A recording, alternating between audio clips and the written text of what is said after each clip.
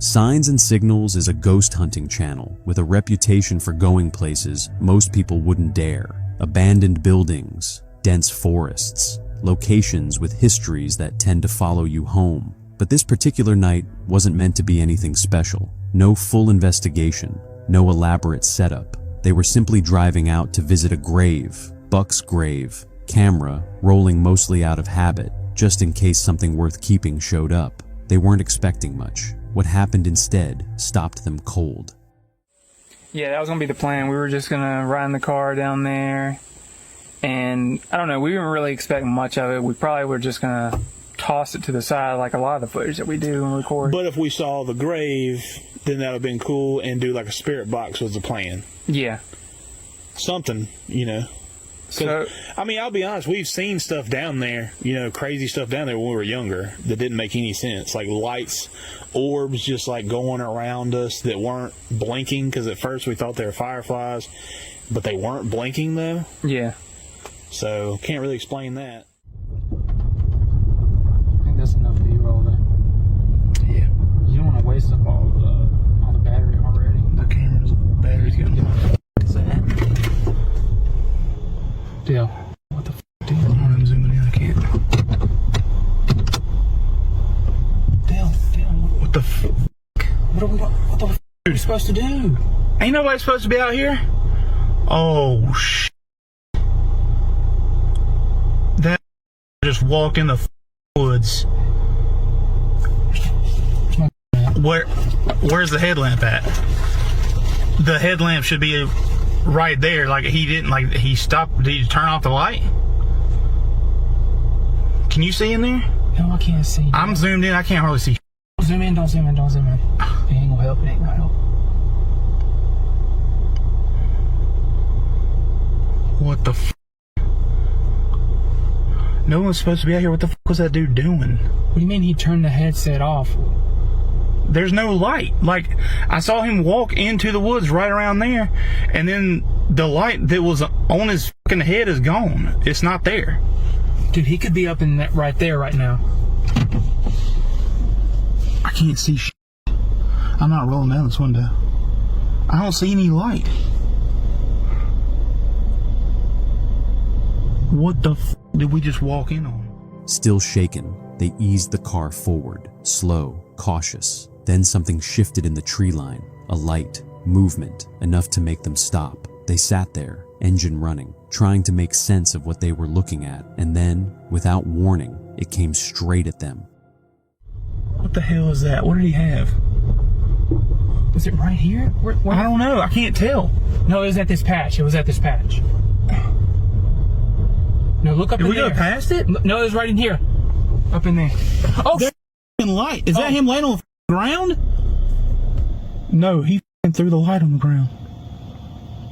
He threw that damn light on the ground. Where's the light? How would you open down the window, dude? You can't. Are you serious right now, Bill? You can't see it. I thought I heard something.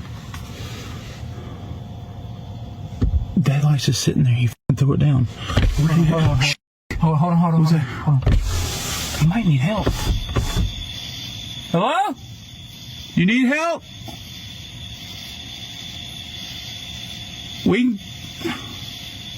Dad, we don't need help. What did he have down here? He threw something on the ground. What the f*** are you doing? The content play. What the f*** are you talking about? The content play. David, what the hell are you doing? Hello? I already tried that. He don't want none. I'm trying to hear. You dumb motherfucker. Okay, come on. Maybe I should go get the light. Go get the light? Dude, I can't be moving around. You know this. You go out there and then some... We're just going to leave and just pretend like this didn't happen? Oh, it happened, and we have no business being a part of it. Let's go. This is some dumb shit. This ain't even what we're supposed to be here for. Dude, I couldn't hear or see anything out there. It's so pitch black. damn. What the fuck? Dude, go! A figure slammed against their window, and that was all it took. They floored it, headlights cutting through the dark as they put as much distance between themselves and that road as they could. What actually happened out there is hard to say. It could have been someone lost, someone in crisis, or someone who thought scaring strangers in the middle of nowhere was worth a laugh. There's also a chance the whole thing was staged, but if it was, they sold it well. Their fear felt real. Whatever the truth is, one thing's hard to argue with. Running into a stranger on a pitch-black road, watching them vanish into the woods and then reappear at your window. That's not something you shake off easily. Drop your thoughts in the comments, and if this is the kind of content you're into, subscribe. It's free, and you can always change your mind. CJ Faison is a YouTuber and explorer with a history of going places most people have the good sense to avoid. Haunted mines, forgotten ghost towns, places with bad reputations and worse histories. But this time he wasn't chasing anything paranormal. It was October of 2024, and he was trying something different. His very first solo van camping trip. No friends along for company, no one watching his back. And the location he picked was the Pine Barrens of New Jersey. 1 million acres of dense, unbroken forest with a long and uneasy history. Locals have called it cursed for generations. Some say it's home to the Jersey Devil. Others point to a more grounded kind of danger, people. And because this is New Jersey, CJ had no weapons to bring with him, just himself. I just pulled up.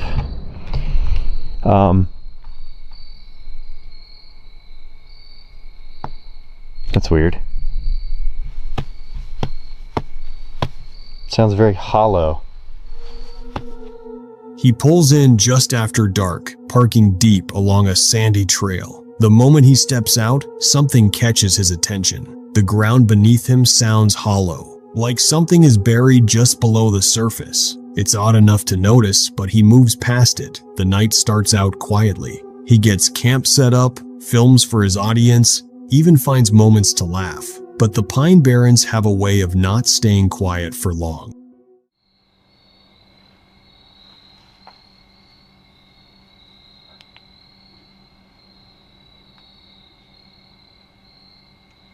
I feel very nervous because this, like, completely solo. You're in the middle of the woods. I'm gonna get my stuff. I'm gonna go on a little bike ride here, and we're gonna go explore around together. When he comes back from a short bike ride, something is different. Those 2 logs are knocked over. The 2 logs are actually knocked over. I know for a fact that one was standing up, and I know that I'm 99% sure that one was standing up too. 2 thick logs he had stood upright before leaving are now flat on the ground, both of them. No wind, no animals in sight. CJ tries to find a reasonable explanation, but it doesn't come. He locks up the van, keeps the camera rolling, and waits. That's when the sounds start coming from somewhere just outside.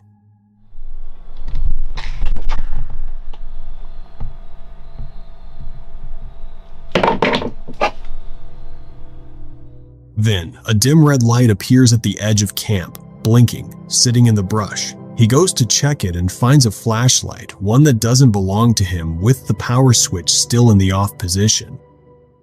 What the f is that? What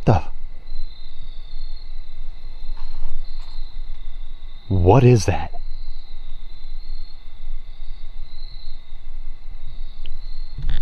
Let's try to zoom in on my camera.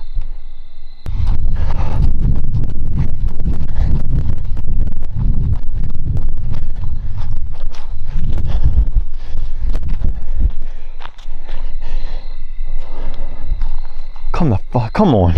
That's somebody's flashlight. Hello? I don't even know. It was a ding or something.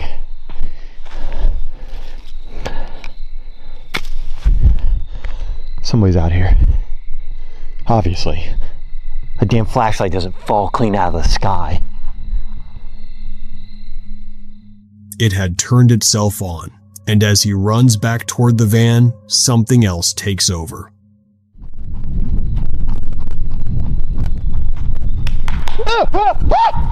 Whoa! No. Mother beat you with this flashlight if I find you. Someone is out there. That much feels certain.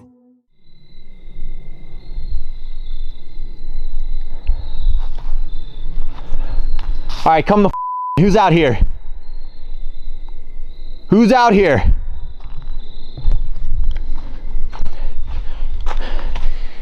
I'm 9,000% sure that light was not on. 9,000%. Then, another light source switches on by itself. CJ stumbles back, trying to keep his composure as the shadows around him shift and move. His cameras begin failing one after another, batteries draining without explanation, overheating warnings appearing in the cold night air, and then comes a single heavy bang from somewhere near the riverbank.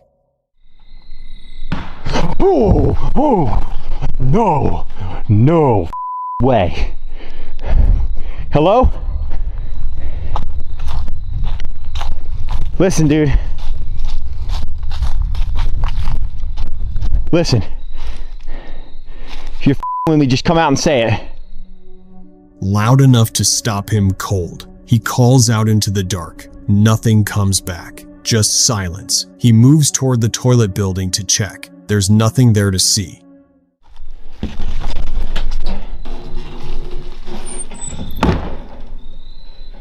I'm 9,000% sure that boom or bang came from that right there. 100% came from that right there.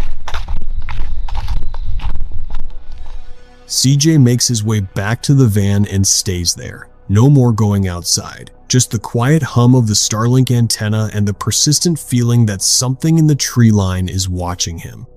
No one tried to break in the van that I know of, at least. I think when I fell asleep, I was just like, ow. I enjoy the van camping thing. I felt way safer than when I'm like camping in a tent, that's for sure. Boarding comes still and calm. The bike is where he left it. The van is untouched. On the surface, everything looks fine, but somehow it doesn't feel that way. The Pine Barrens have gone quiet again. The kind of quiet that doesn't feel like peace. Because whatever was moving out there in the dark that night never needed to show itself. It had already made its point. This video tonight comes from Nat Moran, a van life and adventure creator who documents full-time nomadic living, off-grid challenges, and real-world experiences in some genuinely remote places. It is November 4th, 2023, at Glacier National Park, East Glacier, Montana. Nat pulls into a KOA campsite in East Glacier and starts getting set up for the night. The area feels calm, open views, autumn colors, quiet all around. She rigs up shelter using tarps before switching over to a gazelle tent, working through the setup while there's still daylight left to do it by. So I found out that the other night when I thought I heard some rustling in the bushes, turns out that a customer reported there's a bear right outside of camp. So, yeah, that's fun, especially since it's pitch black outside. That's one disadvantage to this setup. But I did order a gazelle tent, so that should be here in next week. The bear doesn't move on. It works its way around the fire pit and the surrounding ground, nose down, following scent. What stands out isn't the fact that it showed up, it's how long it stays. This isn't a brief pass through the site. It lingers. Nat remains inside, watching, keeping still, not doing anything that might pull its attention toward her, controlled and quiet. I knew that there was a grizzly because, there's been 3 sightings yesterday. There's fresh bear scat right by my camp. And then there was a sighting down the ways, maybe, on the other side of this campground. and then on the nature trail in the campground. Then the wind picks up, and it starts causing its own problems. The tent collapses more than once, forcing Nat to keep breaking away to sort it out. Every time the structure goes down, the shelter becomes less reliable, and exposure increases. Not just to the weather, but to everything around her. Keeping the setup together stops being routine and starts being part of staying safe. But yesterday we had a rough day. It was just crazy with the wind. It was so cold and it was so windy. This tent collapsed, so it has these little pop-out things. That thing collapsed on me like 3 or 4 times in the middle of the night. Freaked me out because I was like, is it a bear? Because like the night before, a bear came into my camp. Anyway, so that was annoying. And I don't know. I've broke 2 of the pieces on the rainfly that connect to the tent, so I've had to jimmy rig that. So that's a bit annoying. It should not have broken. And I also received it filthy.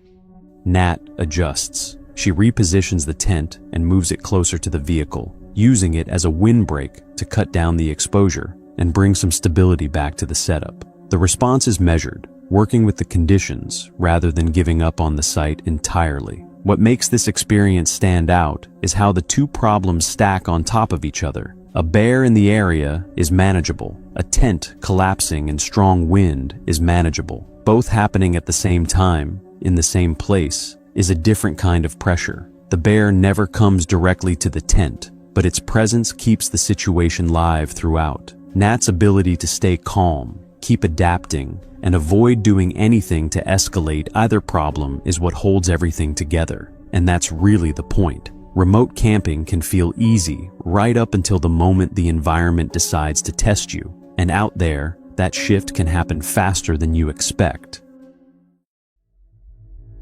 This video comes from Moxley's Paranormal World, a UK-based channel dedicated to solo overnight stays in remote woodland areas, with a focus on unexplained activity and paranormal exploration. It's April 29th, 2026, somewhere in the United Kingdom, and from the very beginning, this one feels different. He's been here before. This woodland has history for him. Previous nights, previous experiences he hasn't been able to explain. So this time, he comes in cautious. Before the tent is even up, he's already scanning the ground, checking overhead for unstable branches, and fitting perimeter alarms around the site. He's not taking chances.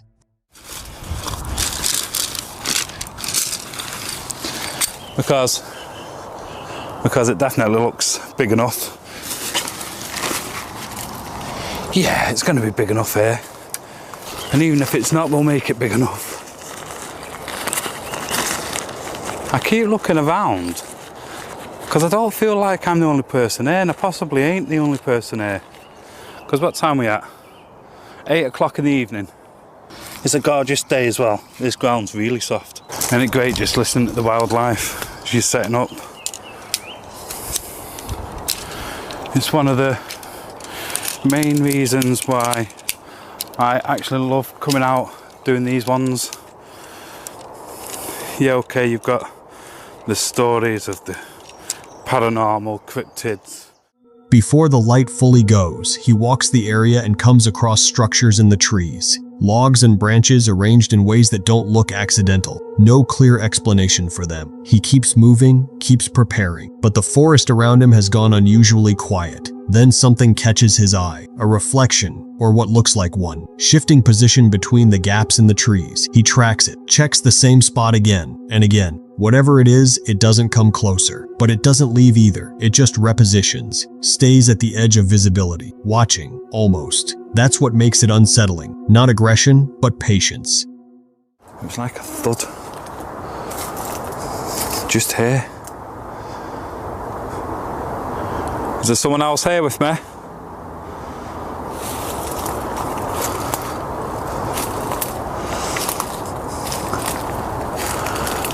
If there is, come forward, come and speak to me. Or show yourself. Show yourself on the camera. Maybe come and show me what you look like. Don't know who I'm speaking to.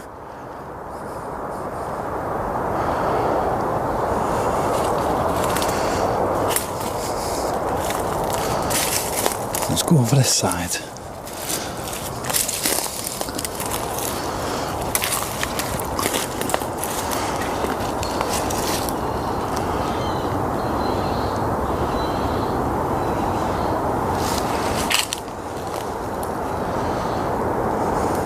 Alright, I've just turned the spirit talker back on. Let's go for a walk. 3.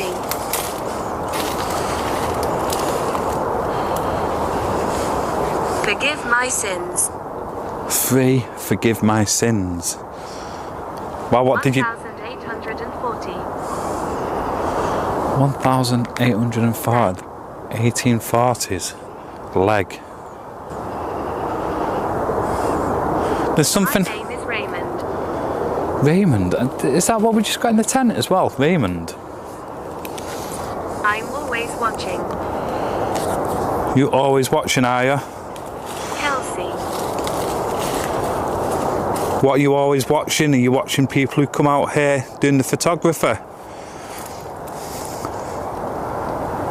The strangest thing is, this place is supposedly I'm sorry. full of wildlife, like deers and all sorts. May I touch you? No, you cannot touch me. I've been trapped here. You've been trapped here. And the thing is, earlier on, we've seen deer tracks. Now the reflections aren't coming from one direction. They're appearing deeper in the woodland, from multiple points at once. There's no longer a single spot to focus on. The trees swallow the distance and make it nearly impossible to judge how far away anything actually is. And through all of it, the movement continues. Ahead of him, alongside him, never closing the gap, but never falling behind either. It has the feeling of something keeping pace. Something that knows exactly how much distance to maintain. Spirit Talker, that was absolutely insane. Some interesting stuff coming through on that. The EVP, I'm not 100% sure about. But that weird light, or whatever it was in the sky during the night, I don't even know if the cameras picked it up. But that was very odd, especially with the sightings of UFOs and stuff. I'm not saying it was a UFO, and I didn't say it was a UFO then either. It could have been a plane, and it's just the angling, looking up at it. But anyway, I need to get myself a quick cup of coffee, pack this tent away.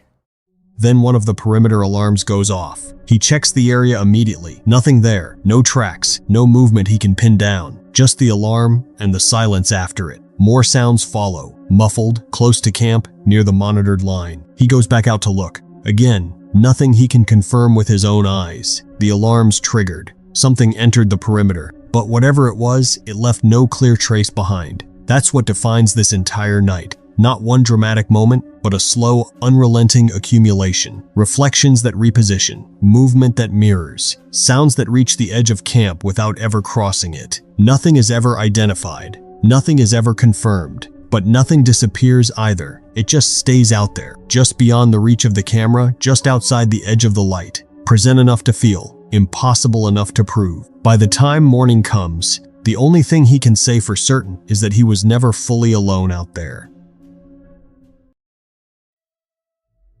Vicky runs a camping channel. Her videos are about the quiet side of the outdoors, remote locations, still water, nights spent far from anyone else. It's the kind of content that makes you want to pack a bag and disappear for a weekend. In this particular video, she and her friend Amy headed out to a peaceful spot near a lake in the Snowdonia region of Wales. The plan was simple: find somewhere beautiful, spend the night, and enjoy the silence.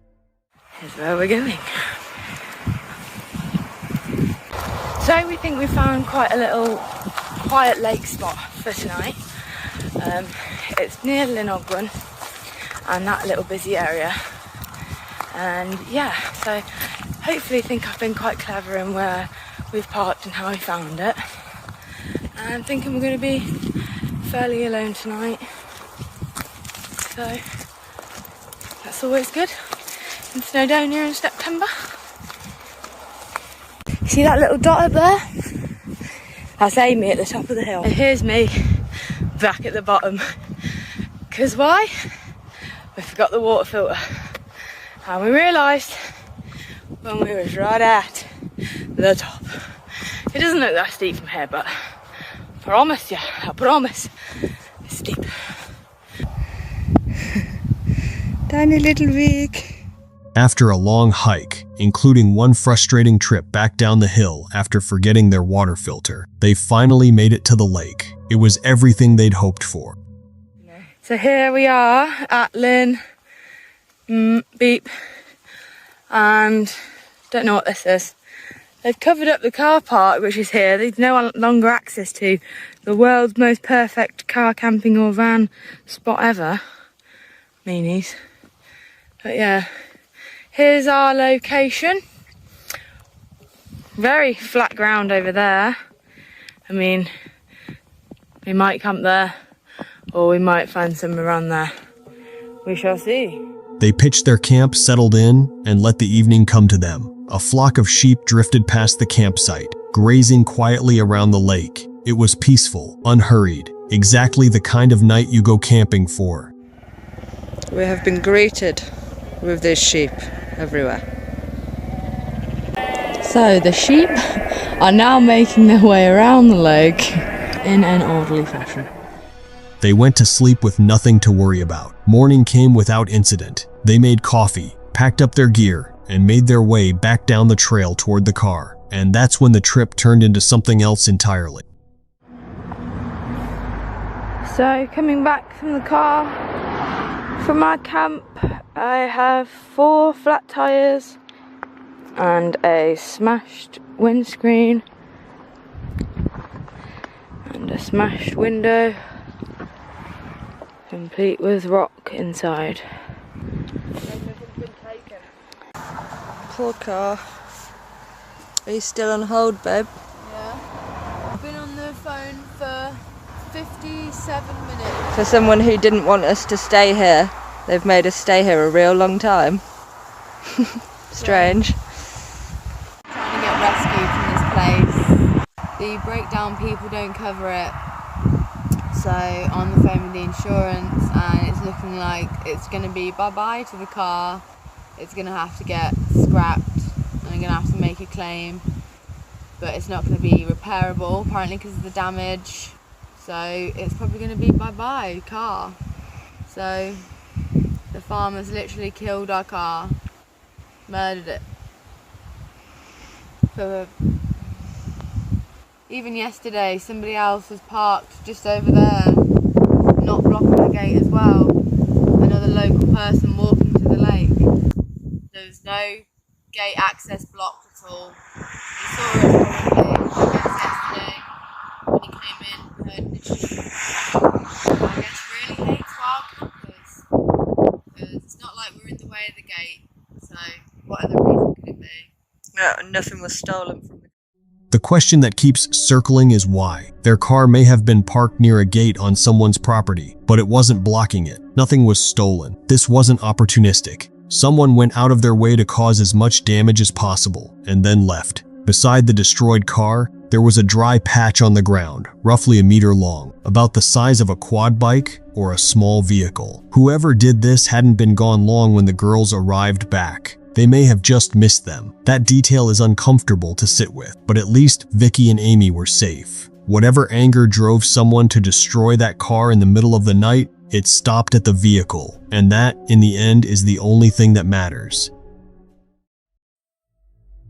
This next video comes from Mandog Wild, a UK-based wilderness and bushcraft channel documenting solo camping trips through remote forests and mountain terrain. The format is straightforward: real-time survival, tarp shelters, off-grid overnights with his dog by his side. This particular night is December 3rd, 2024, somewhere deep in a wilderness area far from anything familiar.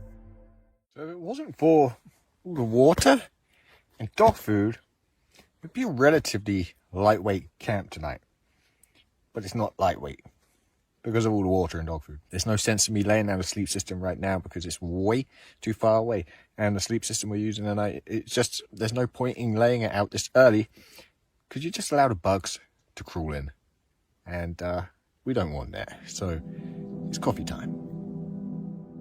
From the start, the load is heavy. Water, dog supplies, and full gear, all of it adding up before he's even made camp. He scouts the area and eventually settles on an exposed overlook with a clear line of sight toward the forest and the mountains beyond. It's a deliberate choice. Visibility over cover. The camp stays open. No natural barriers. No real separation between the sleeping area and whatever might be out there in the dark.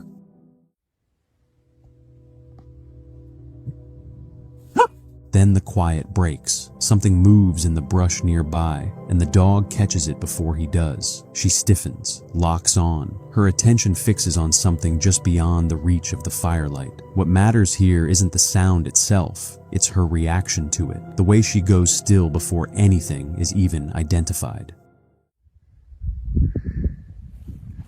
It's up there. Yeti.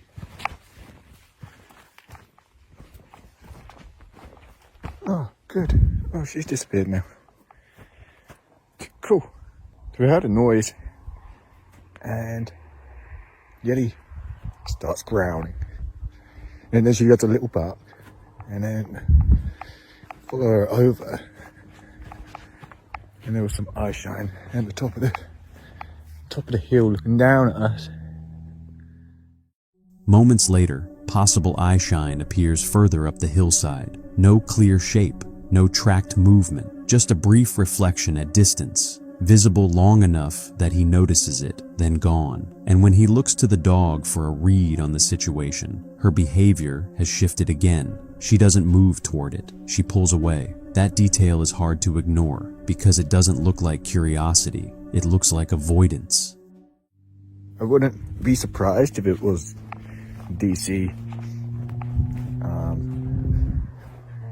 Because she knows this area pretty well now. So, yeah, wouldn't surprise me, but... And Yeti's taken off, so... Maybe it is DC, but I think she would have approached. Maybe it was a fox. Don't see too many foxes out here. More sounds follow. Brush disturbed, sticks snapping, something moving through the dark across the hillside. Still nothing confirmed, still nothing visible, but the signals are starting to stack. Sound, then reaction, then possible eye shine, then movement again. Each one on its own could be explained away. Together, they make the situation feel less and less like coincidence. Nothing ever crosses into camp. Nothing is ever clearly seen. But what makes this video unsettling isn't what showed up that night. It's how both the man and his dog responded before anything could be identified. The environment never fully settles. The tension never fully lifts. And sometimes, that's the part that stays with you. Eric is the kind of guy who's always chasing something unusual. His channel is built around urban exploration, abandoned buildings, forgotten places, the kind of spots most people walk right past. But this one was different. This time, he brought his friend Veronica along, and together they decided to try something neither of them had done before. It was the summer of 2020. An app called Randonautica was taking over the internet.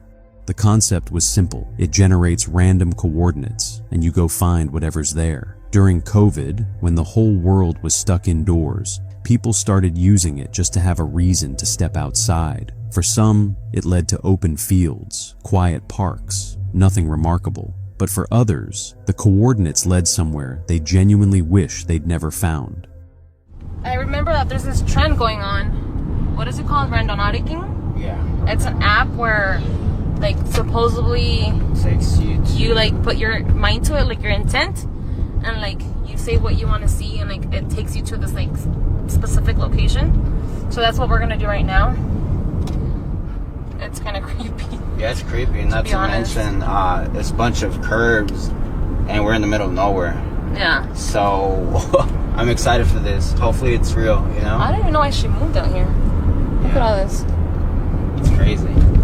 But we'll Good thing it's not that far away from us. It's like, it says here it's 6 minutes away. The location the app sent them to was out in the mountains, far from home, far from anyone. With lockdown still in effect, the roads were completely empty. No other cars, no signs of life, just the two of them, driving deeper into the mountains, following a pin on a screen. When they finally arrived at the spot, that's when the mood shifted. Holy crap, guys.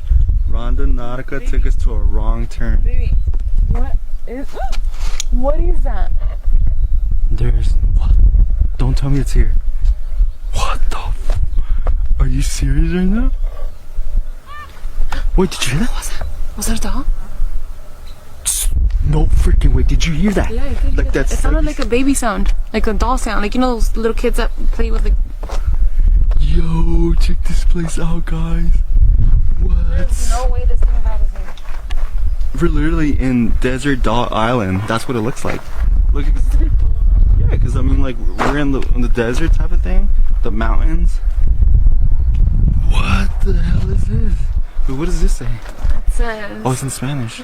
Alright, so right off the bat, guys, we got a bunch of dogs here just laying around this fence. Yo, look at that. Look, they look burnt. Look at this one. The place had a feeling to it right away, the kind of feeling you can't quite explain, but your body picks up on before your mind does. Dolls, dozens of them, old, weathered, some burned, some missing limbs, all hanging from fences and posts stretched across the property. Strange signs were scattered around the area, and one of them stopped them cold. Written in Spanish, it read, "This land belongs to the Witch of Danger. My eyes are watching you. Stay. I have the footprints of your feet. I am going to make you walk naked and crazy." A message like that, nailed to a fence in the middle of nowhere, raises a very specific kind of dread. Not the kind you feel watching a horror movie, the real kind, the kind that makes you wonder who wrote it and whether they're still nearby. And then, like, we're walking... All those legs or limbs. We're literally walking an entire property full of dolls. Do you guys see that? Do you think a witch lives here? Okay, there's something very odd happening right now. Something very odd going on right now. Here, take over real quick. Don't drop it. Make sure you keep it steady. Keep it steady. Somebody's talking.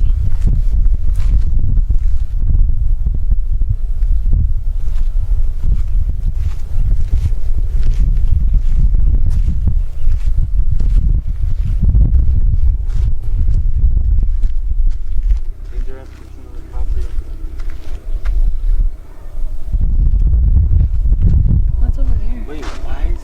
There's literally nothing here. Why did this specific Ronda Nautica app took us here? Well, because our intent was something creepy. What if this is like witchcraft type of thing? Look, they even have hair. Oh, that lizard. Look, they even put hair on it. Or a wig or whatever. Whoever did this is clearly out of this world because... What is that house over there? It's probably abandoned. Oh, look, there's a tractor right there. It's abandoned too. I don't know. Voices drifted in from somewhere in the distance. Then they spotted something else, scarecrow-like figures, standing in spots where there was no crop, no garden, no logical reason for them to be there. And just beyond that, a small shed tucked into the property. They moved closer to get a better look. That's when they saw someone.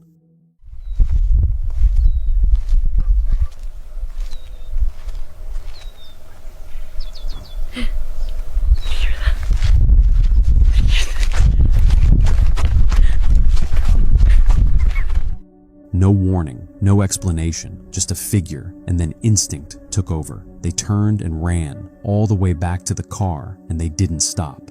After the video went up, people couldn't stop talking about it. Theories spread fast. Nobody could identify the location on Google Maps. There's no local legend tied to it, no known history, nothing that explains why hundreds of dolls ended up hanging in the desert, or who put them there. Some viewers suggested the dolls belonged to children who had gone missing. Others believed the property could be connected to a burial site. Nobody could confirm anything, but nobody could fully dismiss it either. The truth is, whatever was happening on that land, it wasn't random decoration. Someone built that place with intention, and the fact that an app one that's supposed to generate completely random coordinates, dropped 2 people right in the middle of it. That's the part that's hardest to shake. They never went back. And honestly, after seeing what they found, you can't really blame them.